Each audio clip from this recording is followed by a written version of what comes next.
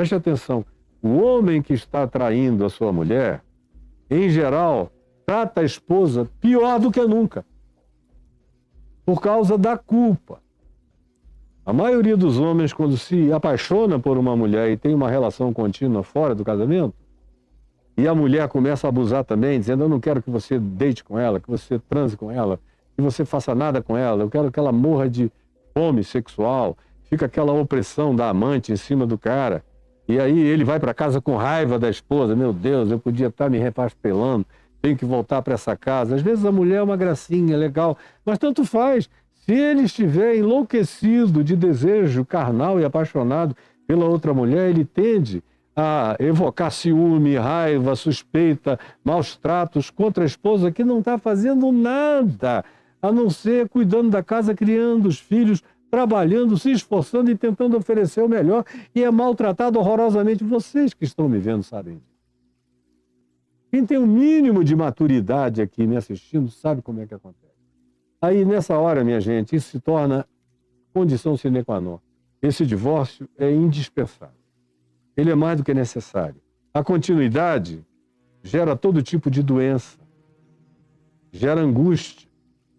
Não é raro você ver mulheres que ficaram tão abusadas e foram tão maltratadas, que aí se viciam em barbitúricos de todas as naturezas, aí precisam de quantidades cada vez maiores de remédio para dormir, aí para acordar precisam de remédios para acordar, para se movimentar durante o dia precisam de fármacos eletrizantes que vão só aumentando a dose. Isso não cura coisa alguma. Se busca um aconselhamento do pastor ou da mulher do pastor, o conselho é: aguente firme, minha filha, fique aí. E a pessoa vai sofrendo, vai sofrendo. Chega uma hora, vai perdendo os filhos vão crescendo e dizem: eu não quero nem de longe fazer parte dessa casa. Eu não sei como é que a minha mãe aguenta. E tem filhos que ficam com raiva da mãe porque ela aguenta. Outros ficam, obviamente, com ódio do pai porque ele perpetra essas maldades. E aí os garotos vão evadindo-se e ninguém quer voltar para uma casa de perversidade. Aí fica aquela mulher sofrendo a síndrome do ninho vazio, acompanhada de um carrasco que só a maltrata, e quando decide ter alguma relação sexual com ela, na maioria das vezes é um estupro, porque a mulher não quer e o cara arrebenta, rasga, afere, a machuca, bate. Aí você vai ficar em nome de quem nisso aí? Só se for para fazer, preste atenção, só se for para fazer a vontade do diabo, é que se recomende que você fique numa escravidão dessa.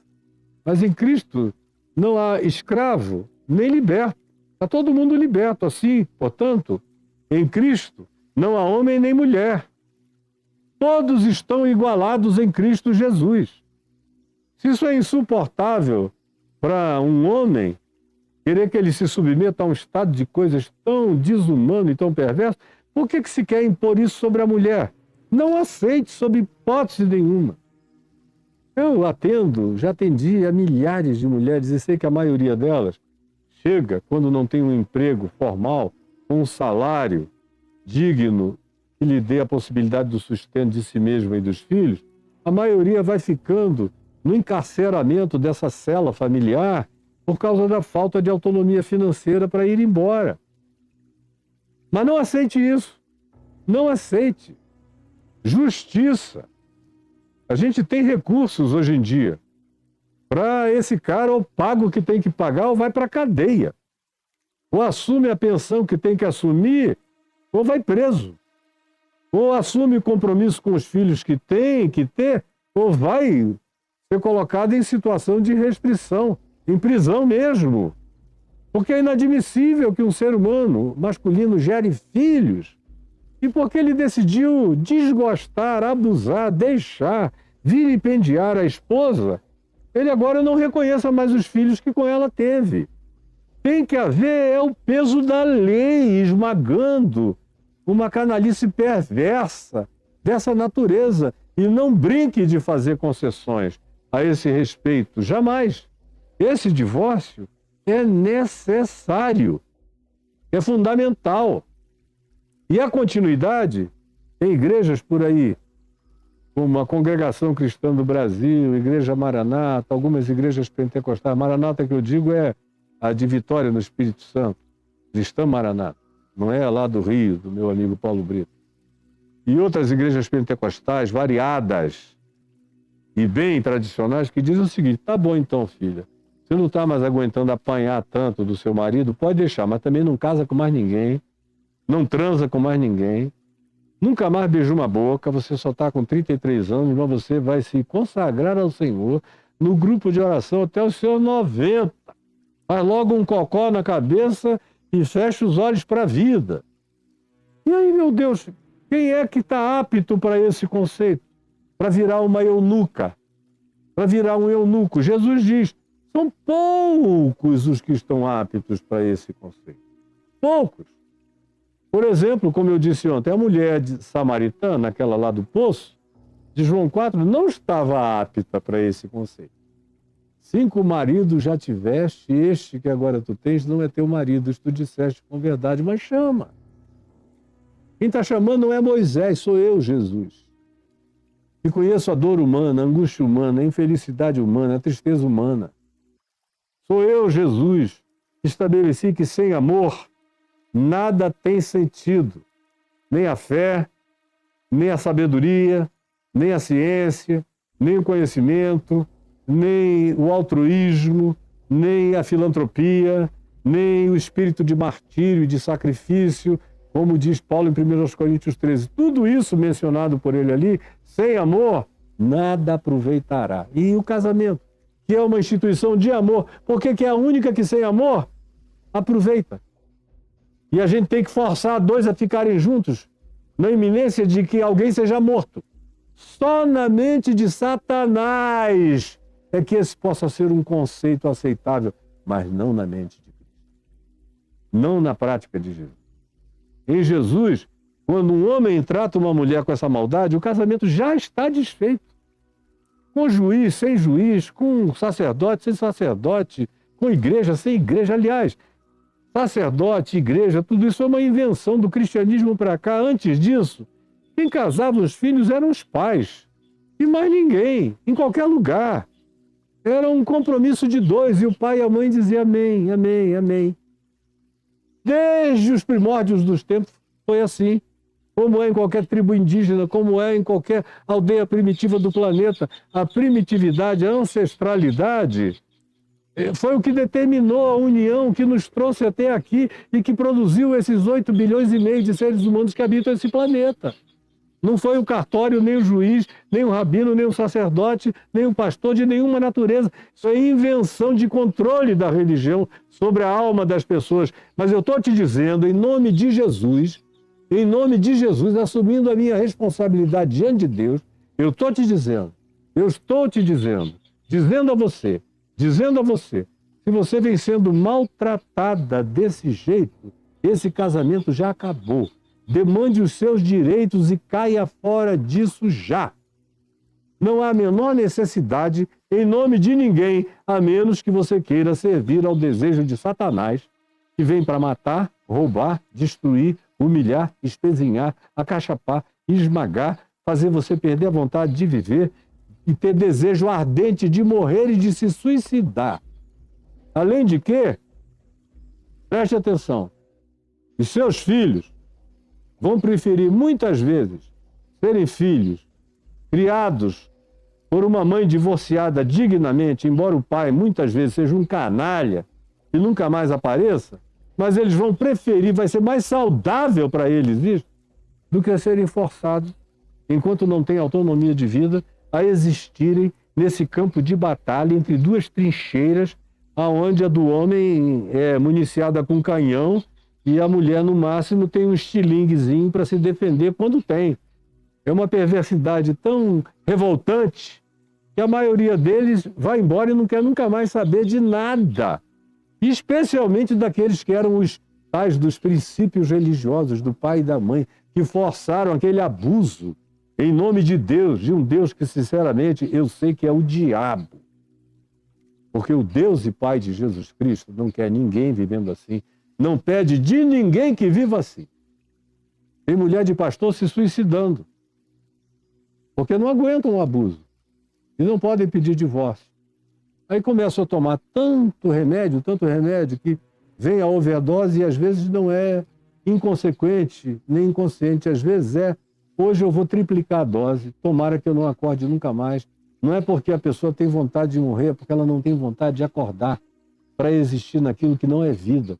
É uma existência perversa. Perversa. Você praticamente não vê homens se suicidando por infelicidade conjugal, mas você vê uma quantidade enorme de mulheres religiosas, especialmente tirando a vida porque não suportam mais a humilhação.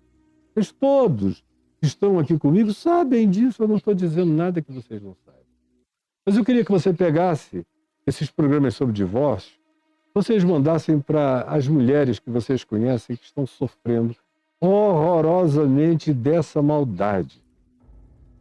E também para aquelas, para quem se diz, tá bom, minha filha, pode se divorciar, mas você nunca mais vai poder casar de novo, ter um outro homem, um namorado, um carinho, um beijo, um amor, uma outra família, jamais. É mentira.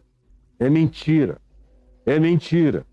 Tem gente aí, especialmente no Brasil, tem uma garotinha que, meu Deus, ela deve ter alguns parafusos a menos, mas ela fica advogando essa tese aí na internet de tudo é pecado, tudo é pecado. Deve ser uma infelicidade. Eu não sei se ela é casada, eu não sei se algum homem aguentaria casar com aquela pessoa, com aquela criatura. Parece ser um ente de uma insalubridade psíquico-espiritual que é impossível de haver um convívio conjugal.